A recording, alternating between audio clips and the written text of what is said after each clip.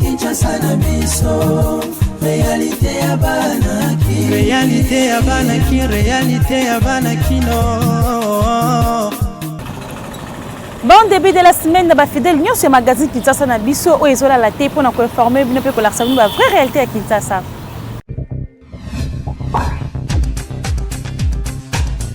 Ba député à FCC basali message ya soutien à autorité morale na bango Joseph Kabila Kabangi. Bon la déclaration basali lelo na palais du peuple.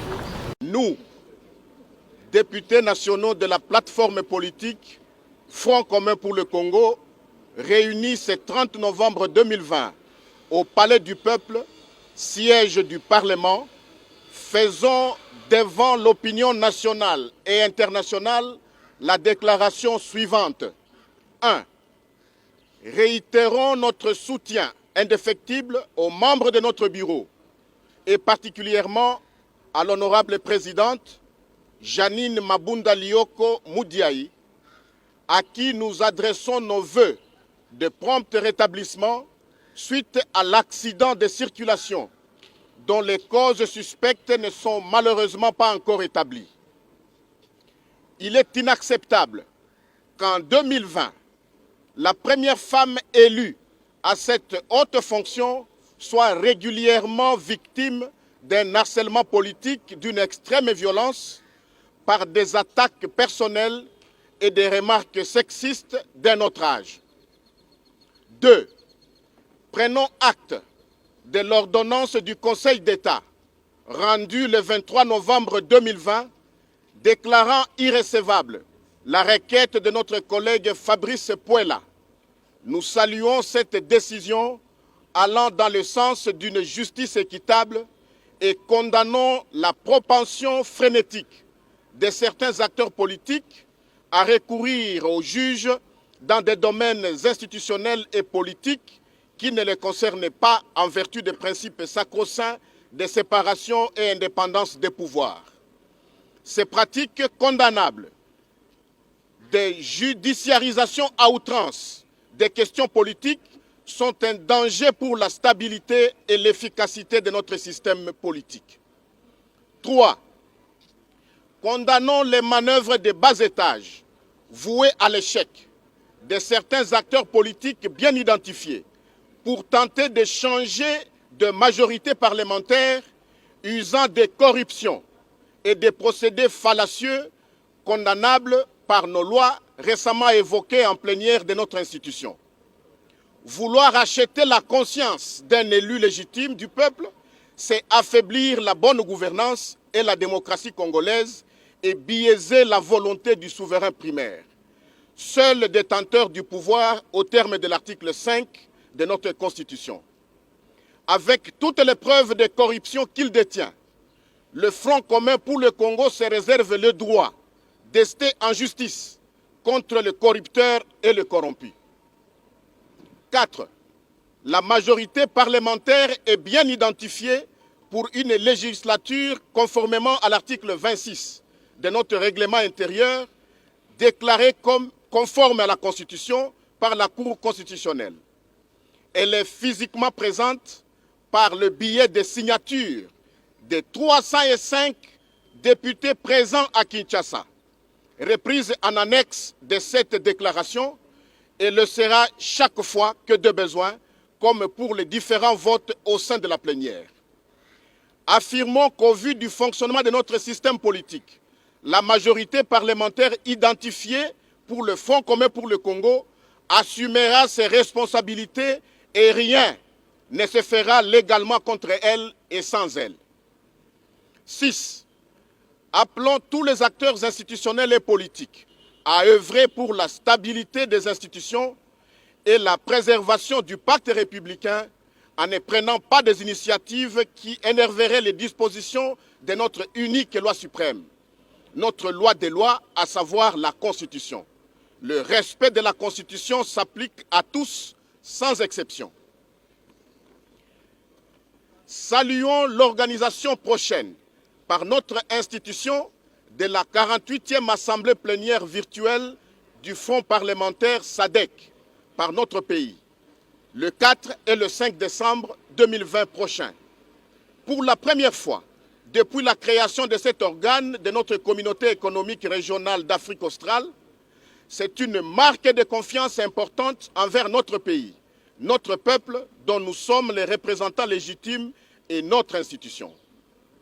Lançons un message d'encouragement à nos forces armées et de sécurité qui, jour et nuit, ne cessent de lutter pour notre intégrité territoriale et la protection de nos compatriotes et de leurs biens. Enfin, réitérons notre appartenance sans faille au Front commun pour le Congo, à son autorité morale, le président de la République honoraire Joseph Kabila Kabange, et aux valeurs qu'il défend pour le bien-être de nos populations.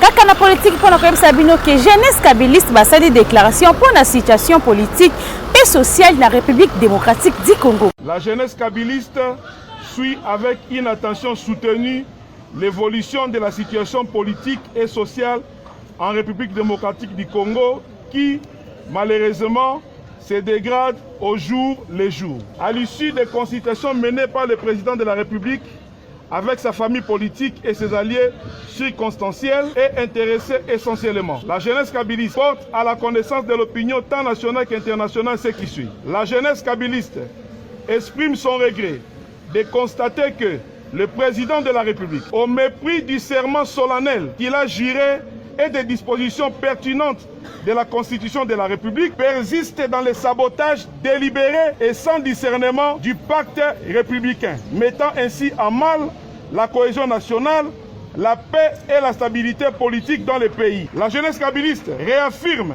solennellement sa détermination à défendre la Constitution de la République envers et contre tous. La jeunesse kabiliste, enfin, réitère son attachement au leadership visionnaire de son Excellence, Monsieur le Président de la République honoraire, Joseph Kabila Kabange, père de la nation congolaise démocratique, pour un Congo fort, uni, démocratique, prospère et digne dans le concert des nations, nous avons dit. Secrétaire général ya UDPS Augustin Kabouya alobi ke bato ya FCC bango nde bazaba ingrat po bango nyonso bata sous mandat d'arrêt ya Cour pénale internationale. Le président Félix Antoine Tshisekedi Tshilombo yende mutu a protéger ki bango. Na euti kotia maboko likolo ya mutu ya FCC oya prometa ki mokonza mboka liwa. Obete la service de sécurité maboko makasi.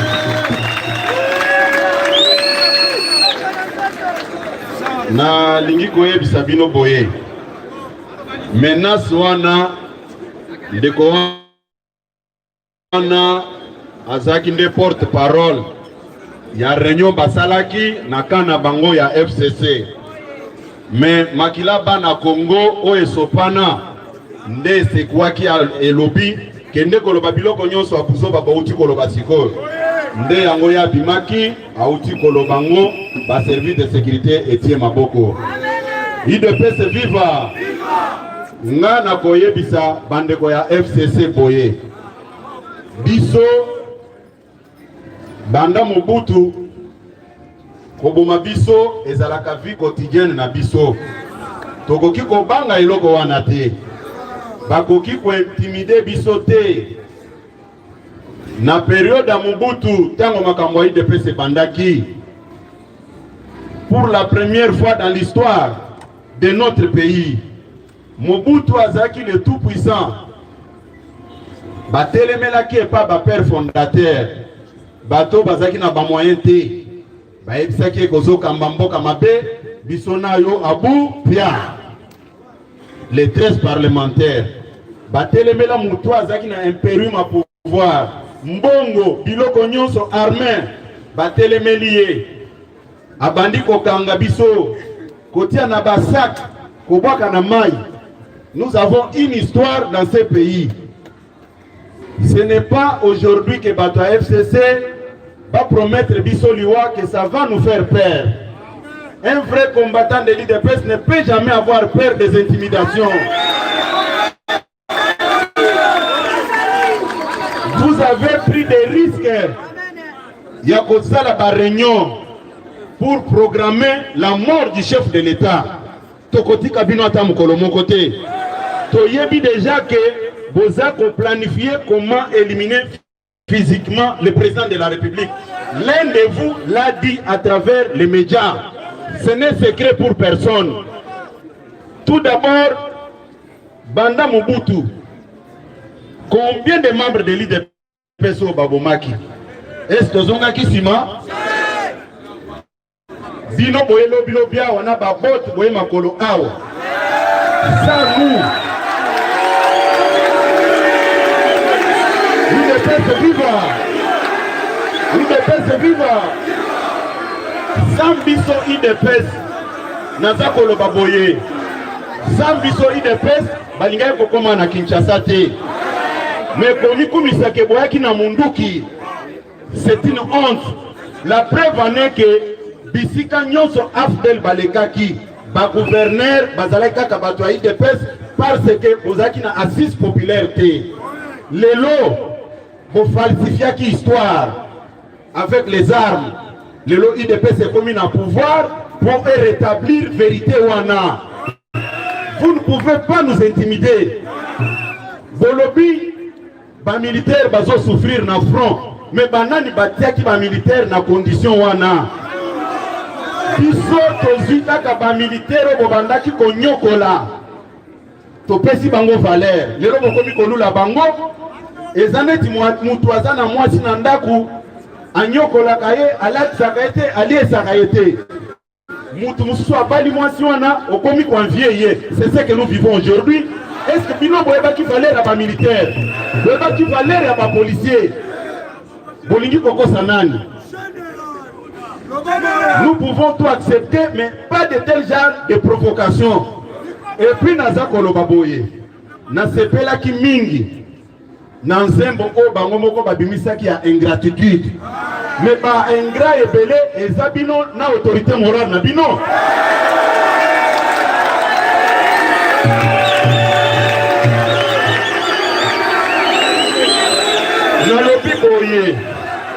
Na lobi boye. Ba ingrat munene eza bino nyonso FCC na autorité morale na bino. Parce que Félix Tshisekedi nde a bombi bino na mabe nyonso bosala ba na Congo. Il faut boyer bango bien. Régime nini bomona baza ko sanctionner tous les dignitaires des régimes. Aucun na États-Unis ba Congo ezali. Aucun na Union européenne ba Congo ezali. Bozo kata sonité pour chercher à nous prêcher encore quoi? IDPS viva. Bobo mimboka oyo.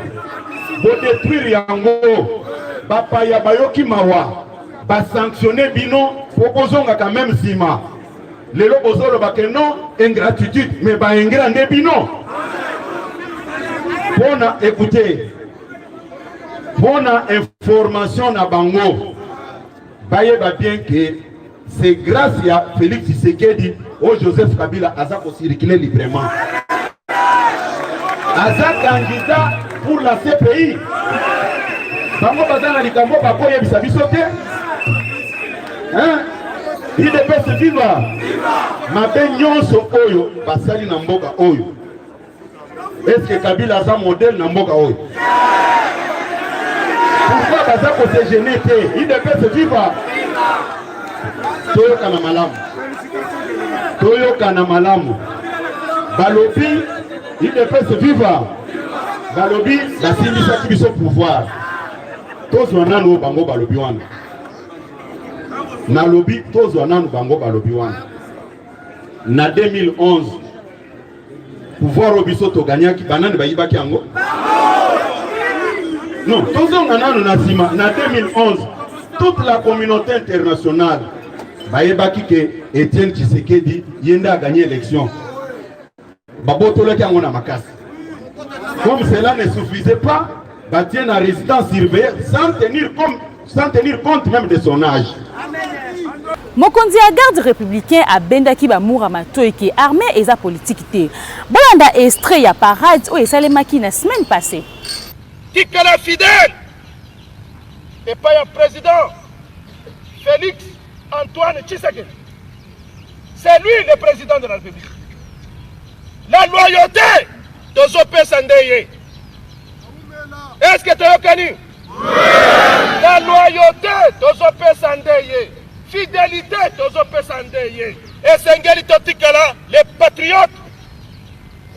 Patriotisme. Katina Moussala. Raison pour laquelle les bureaux 5, dans toutes les unités, et Sengeli Babandela Moussana Bangoya, civisme. Civisme. Parce qu'une unité, oyezo tambola sans civisme. Et cette unité, oyese kufa. Et Sengeli unité nyonso. To bandelande kuna, koyebisa soldat, il est sous le drapeau. Élément nyonso ya garde républicaine.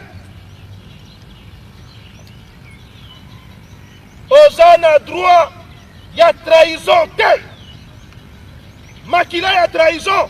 Et ça la carte dans notre royauté. Serment Nabiso n'est jamais trahi les Congo. Dengue Tozana Mokonzi Mboka n'a jamais trahi le président de la République. Est-ce que tu as connu? Même Ataba Bengio. Même Ataba Bengio. Oh Yaka Boye Boy. Olobi, Gaï Naza patriote. N'a coquille jamais trahir Mokonzi Nangai. Nakoki jamais contraire mboka nangai. Kolanda réseaux sociaux te.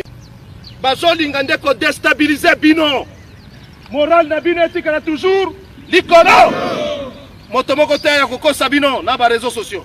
On a yebisi bino aw. Etikala parole d'évangile, etikala na mutu na bino. Na Nord Kivu mutu moko akufi pe 8 personnes enlevées na ba rebelle ya ADF. Commentaire ya Nathan Siata.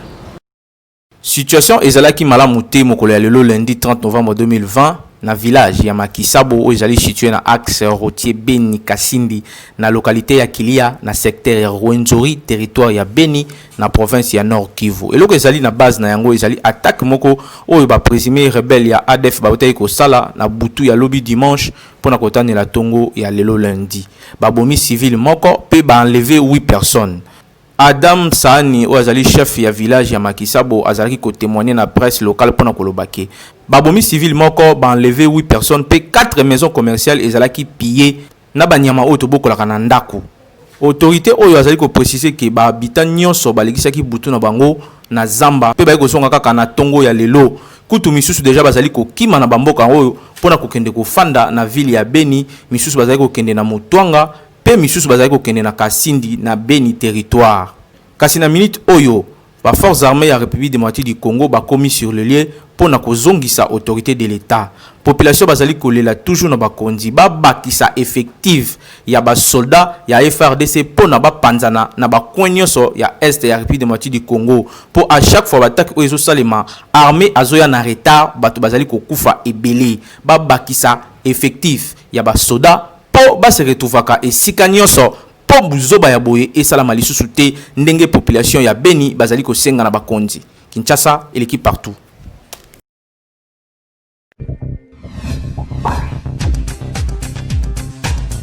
Beltesco a tenu à marché 3 produits à qualité supérieure, flocons, café, natenoki. Beltesco musungi ya mboka frappe encore kaka ndenge amesana ko salela bino ba produit ya qualité supérieure. Bientôt bozozwa 3 produits oyo na kombo ya Noki, c'est-à-dire mbangu rapide oyo peto loranki kongo swalou tunanga nini yango ndeko 3 en 1 flocon oyo ezali déjà na miliki pe sucre. Donc yo okotia kaka mai ya moto au mélanger au lieu ezana goût ya danger ezana minéraux, protéines, calcium pe fibres alimentaires. Okanisi etili ten lisusu 3 années ya café yepe aza déjà na café sucre pe crème saumon ya suka Noki 3 années oyo tobengaka na Kinshasa awa ti yepe lisusu ndenge moko déjà aza na te sucre pe crème. Okosala yango ndenge nini zwa explication. On déverser yango na tasse na yo café pe sachet na biso oyo za sachet ya 20 grammes. On déverser yango pe na kati ya tasse na yo Noki flocon pesa noki flocon 3 en 1. Na 3 en 1 on dozo ba 3 en 1 ezanini. Na kati ya sachet o ya 90 grammes, toza na flocon, toza na miliki, pe toza na sukali. Donc yo musala na yo ko sala juste ya kotanga notice na yo eza na kati wana balobike il faut qu'on mélanger sachet oyo babilo nyonso eza na kati ya sachet oyo na mai oyo eza kotoka ya 150 ml.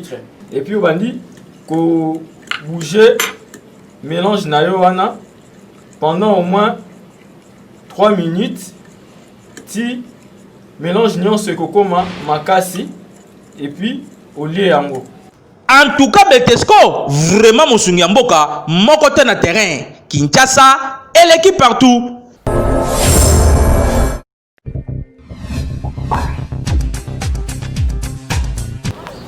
Lancement officiel et Salemaki Mokolo ya lobby dimanche 29 novembre 2020. Il y a Fondation Sylvia qui l'a pissaï dit SKS Fondation.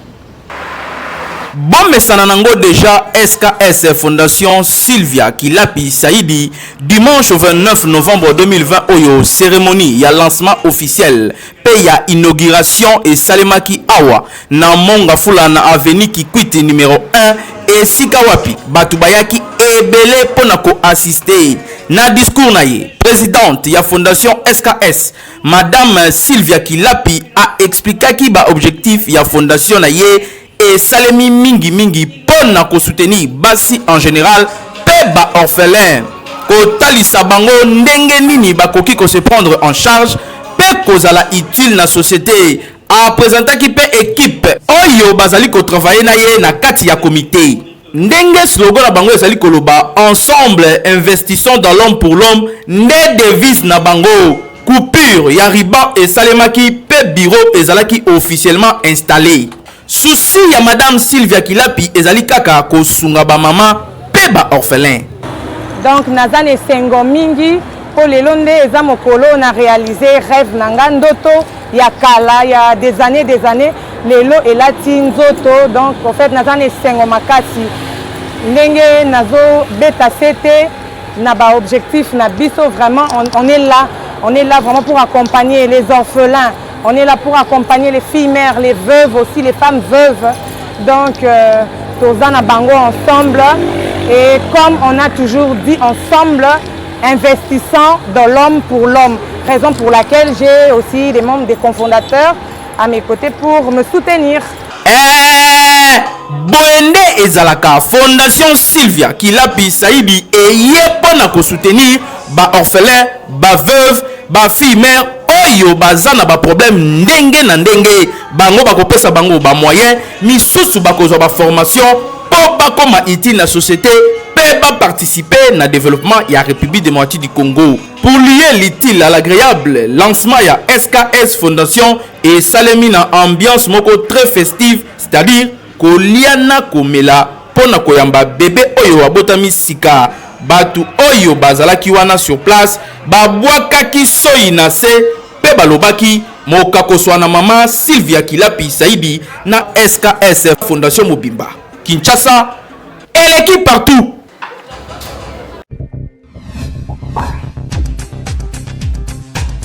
Population ba fustiger comportement oyo ba papa mususu bazala kalango ya koponela ka bana bango ya basi mibali kaka oyo bazana ba moyen reportage ya Miti Mafuta.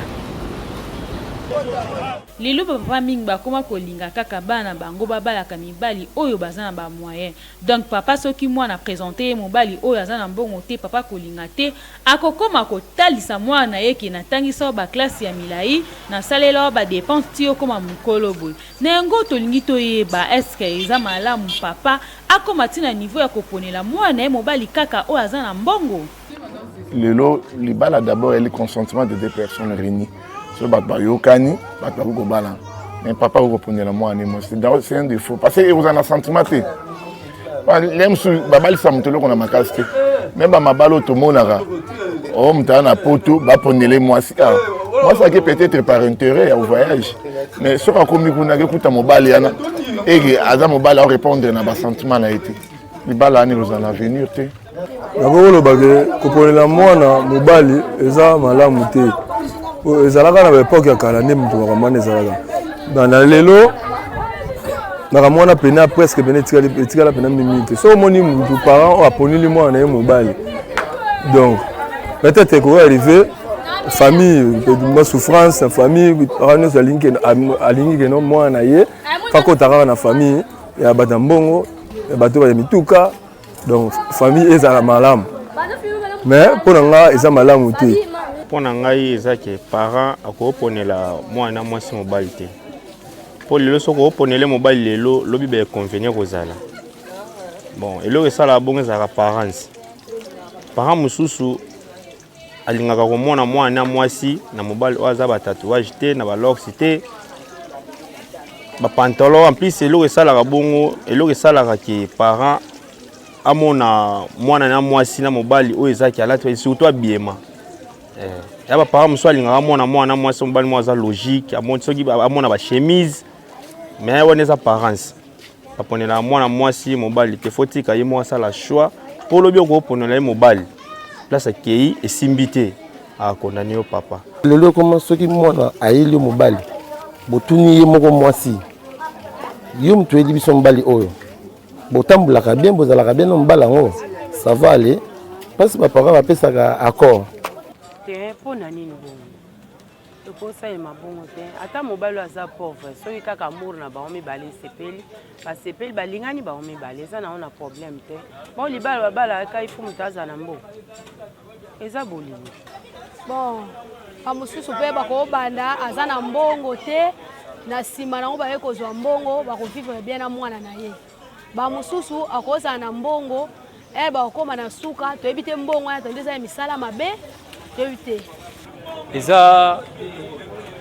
eza façon ya mutu eza na bapapa mosusu amoniki atravaye di mpona mwana ye wana neti napesi nio exemple na nga na fiete na nga na 10 ans façon nalingi nakazala na olinga te mobali moko ya aventurier azwa mwana so nga mona za ba relation na nga eza nango normal na bato oyo na façon oyo otalela façon via lingela mwana azala eza nango normal neti mpona ngai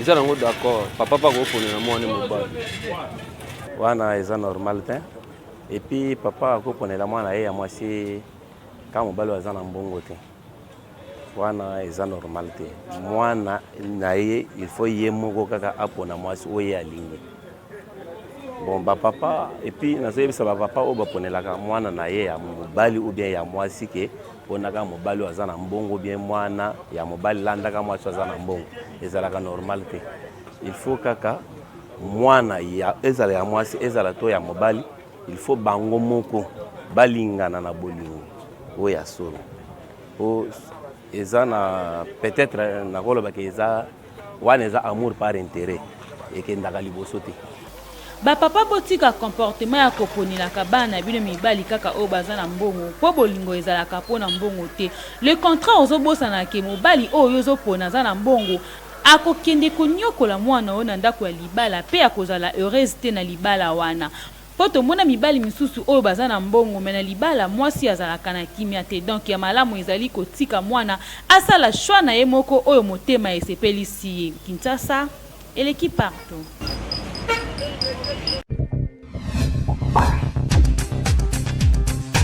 Tokene na sport pour na koyebisa binoki keki rencontre moko ezalaki mokolo ya dimanche 29 novembre 2020 côté Alina Foot SV Club abetaki na FC Renaissance bakendaki 1-1 côté ya Lubumbashi Mazembe aganyaki équipe ya Bazano 2-0 commentaire ya Nathan Siata. Tout puissant Mazembe a gagné qui équipe ya jeunesse sportive groupe Bazano na score ya 2-0 mokolo ya dimanche 29 novembre 2020.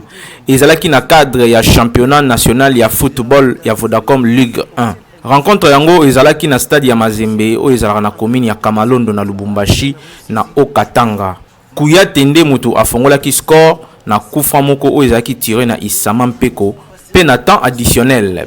Ya première période, Joël Beyande a écrit double mise na 75e minute ya jeu. Na classement actuellement, jeunesse sportive groupe Bazano atikali na C ya batu nyonso po azali na 4 points. PTP Mazembe désormais a commis na 19 points. Awa na Kinshasa, As Vita Club akutanaki na FC Renaissance du Congo oyo wapi basalaki un but partout. Kasi côté ya confédération ya CAF, ba premier représentant ya République démocratique du Congo na Interclub ya CAF, Association sportive Maniema Union, bango ba raté entrer na bango en compétition pour ba polaki 2-0 na équipe ya Bloemfontein Celtic mokolo ya dimanche kaka le 29 novembre na Kindu. Ba Congolais bazaki surpris na 12e minute na Bia Harris.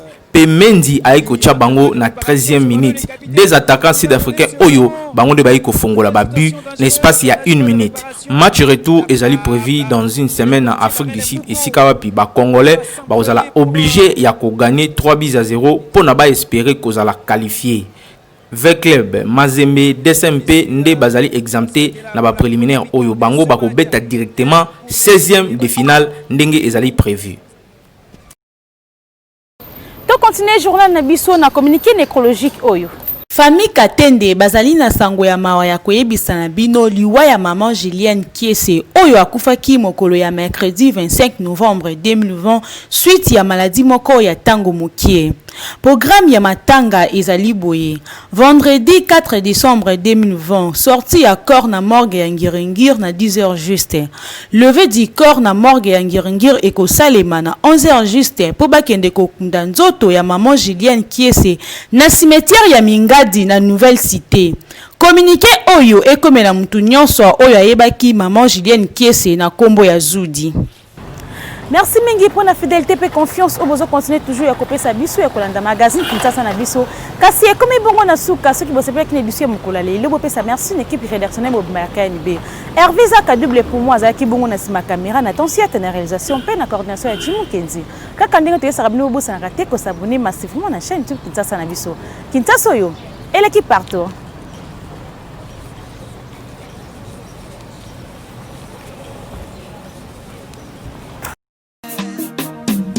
Magazino, magazine,